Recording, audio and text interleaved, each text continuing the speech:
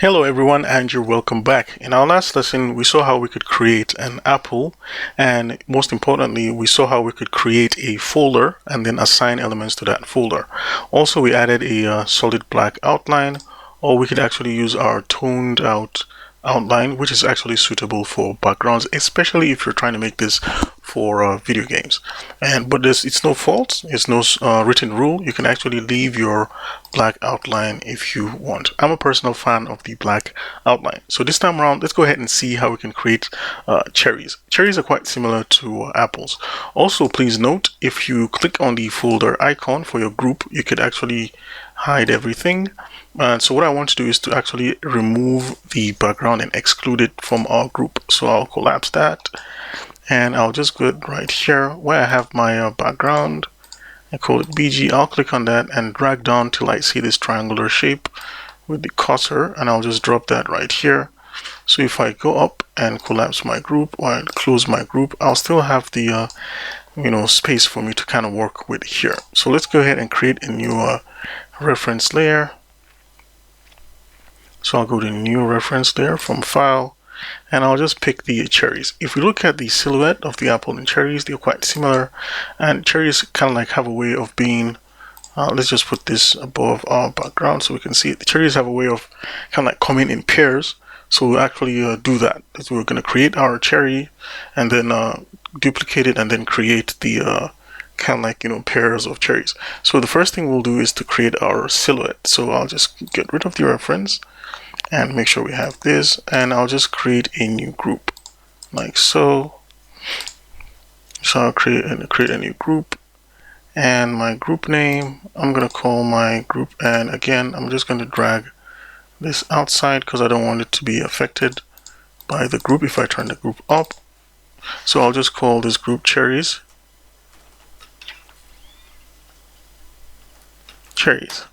And the reason why I kind of like putting this and just showing you that you can have one Aesprite project with everything in your layers. You can organize your layers and you can have everything together, right? So that's just by the way, just to let you know that we can actually do things like that.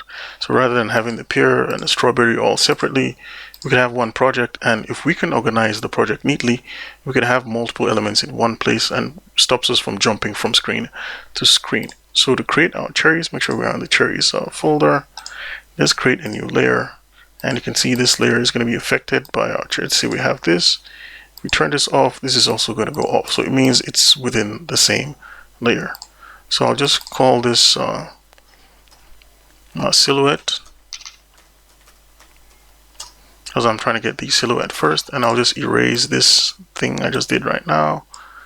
I'll just make this bigger and kind of like, yeah. So we actually get the workflow we're working on. So on our silhouette layer, let's lock the background layer. On our silhouette layer, I'm just going to select the ellipse tool and just draw an ellipse like so. Nice one, not too scary, like so. Yeah, I think I kind of like this. So right, so we actually have our base silhouette. So what we're also going to notice is, like with this now, we can actually decide to create our own outline. But let's do this properly. So I'll just create the just do that, and we can actually see what we're getting when we do this. So this kind of confusing. I think we're better off doing it without the silhouette tool. Oh, sorry. So I'll just do a Shift Y, Control Shift Y to redo. I think that's how we can redo an action. Reduce Control Y. Sorry guys. So I'll just Control Y, and we'll just jump back till we had that. Nice. So I'll just get rid of this, and let's just bring in our ellipse tool without the fill, like so. Yeah, I think this should be a nice, kind of like base. So we can either do it two ways or the other way. So right now, let's just quickly do a rough lasso selection. So I'll jump on the selection tool, or let's do a polygonal rough poly selection. And if you want to hold your selection and move around, just press the space bar, and you can actually do that. So I'll just drag this. Oh, for some reason, I don't know why it's let's do a new layer above. And let's try creating our selection. So, oh, sorry about that, guys. I'm so sorry. I was actually subtracting the selection, right? So, because it actually Aesprite holds a reference to the last tool you used. So now I have this selection. I'll just select a dark red value, and I'll quickly fill this value up for my cherry. I'll just bump that up a bit. That's awesome. So I'll use the escape tool and quickly use my brush tool to fill these edges up like so. I'll just click, click, click all the way. Let's see if we use this, if we're okay. It's not perfectly symmetrical, so it would be faster if it was symmetrical. And just a little bit, let's just quickly fill up this shape like so. I think there should be a faster way of doing this, but so that's our single cherry. And quickly I'm just going to create a kind of like shadow along here. So I'll just use my tool like so, and it's not going to be slightly different from here. Alright, so let's just call this so we have silhouette, so I'll just call this fill. So now I have that fill layer. I'll just lock the silhouette and fill layer and create a new layer. I'll just call that S1 for our first shadow, and I'll just quickly kind of like draw out a shadow, and I'll kind of like fill this edge like that.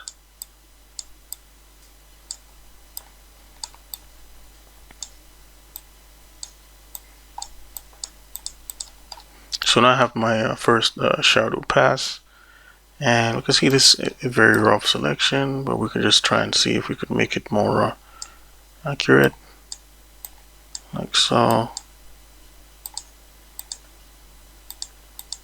Yeah, I think this is fairly nice.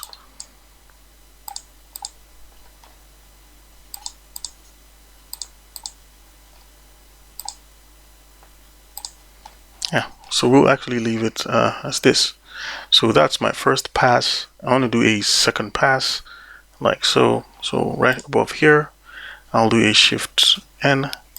So I'll call that my S2, which will be my second shadow, and I'll take a sample of this and shift my hue a bit, and then bump this up a bit, just a little bit.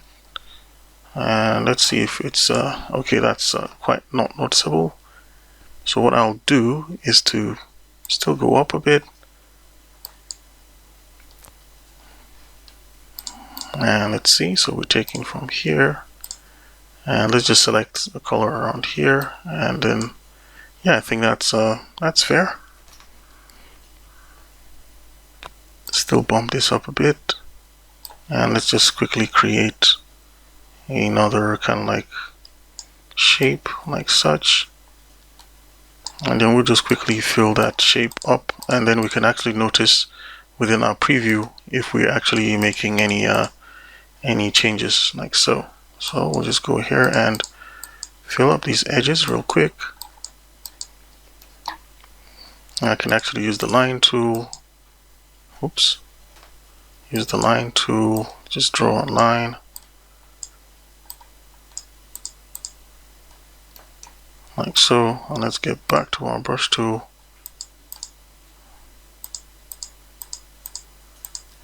Like so. Now this might not be the best option. Let's just pull this back up a bit. Right, so we can actually have that staircase feel.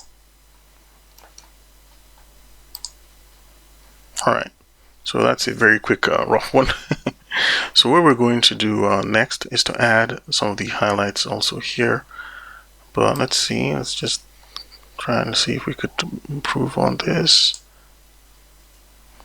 I think I'll just leave it as it is. We can always come back later and kind of like change it and see how we can improve on this shape. So what I'll do is to create a new layer on top. I'll just call that S3. our third highlight, and let's just bump in, bring in our shape tool. Make sure this time around we're actually working with the proper tool, and like so. I'll just drag it in. Let's make this slightly bigger.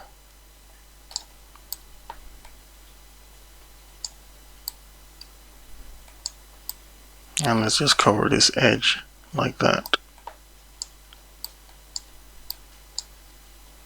Yeah, we can always change it. So let's just pick a light value, use our gradient tool, and just, you know, kind of like fill that edge up like so.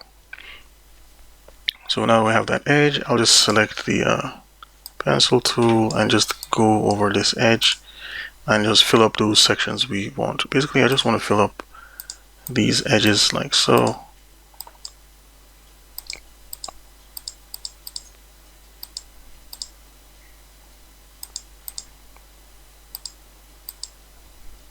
Nice, neatly. So let's add in our shadow here and pick a slight darker value.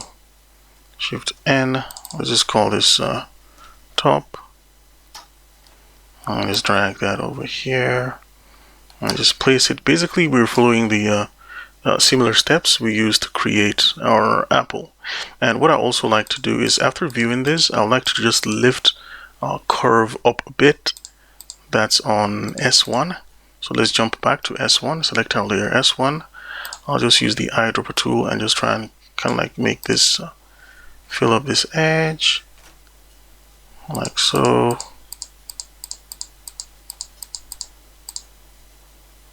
Like that, so we can actually have a continuous kind of like a curve over there that can help. So now that we have that, let's go ahead and add some of our lights. So after the top, I've had the top, and so let's create a new layer, and let's call this H1 for our first highlights. So let's select this sprite value and just create a little, you know, sometimes we don't necessarily need to, you know, make it all extreme. Let's just do a little shape like so, and then add a little box right here so we can actually see how this appears. And let's still bump this up a bit like so. And let's also jump up to our edge right here. Let's start with a slightly darker value.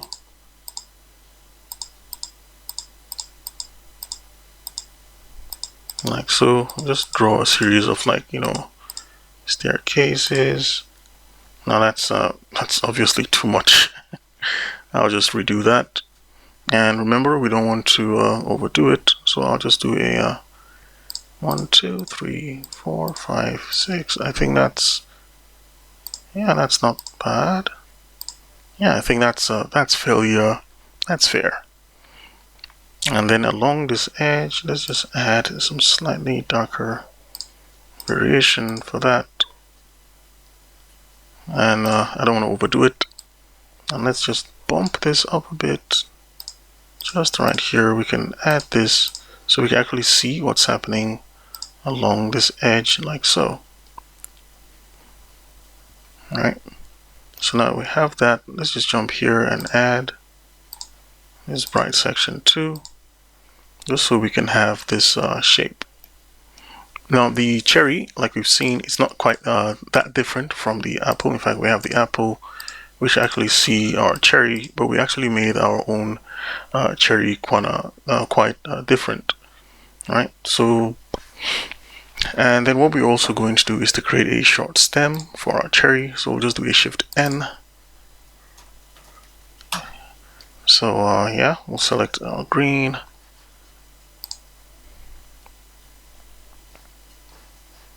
So right now it said the layer is locked, so I'll just unlock my stem layer so I can actually paint on it. So with the stem, select our brush, and what we could do is to just draw a slight curve, you know, just going out like so. And that's out and away. We'll just make it 2 pixels thick I'm not sure you can actually see this on the screen. And I'll just use a slightly darker value for the other edge of the stem. So I think it's kind of like much more readable now. I use this value for our stem. And also around the stem, let's use a slightly darker version here. So it can actually indicate that, hey, you know what, there's a little dent here. Right, so we can actually see that effect around here. And then we can add a little bit of highlight on our cherry. We'll just bump this up. And just add a few of this strategically, just so it can give us the detail of our form, like so. So again, if we want, we could actually do the toned outline for our shape, or we could do another graded outline for our shape. So what I also like to do is to increase the size of this canvas, and we'll do that in the next lesson. Or if you want, we can leave it like this, but I feel I don't want to make it too complex, because I was actually just thinking I could make another cherry and then add it by the side, so we can actually have two cherries like we did. And I think it would be nice to do so.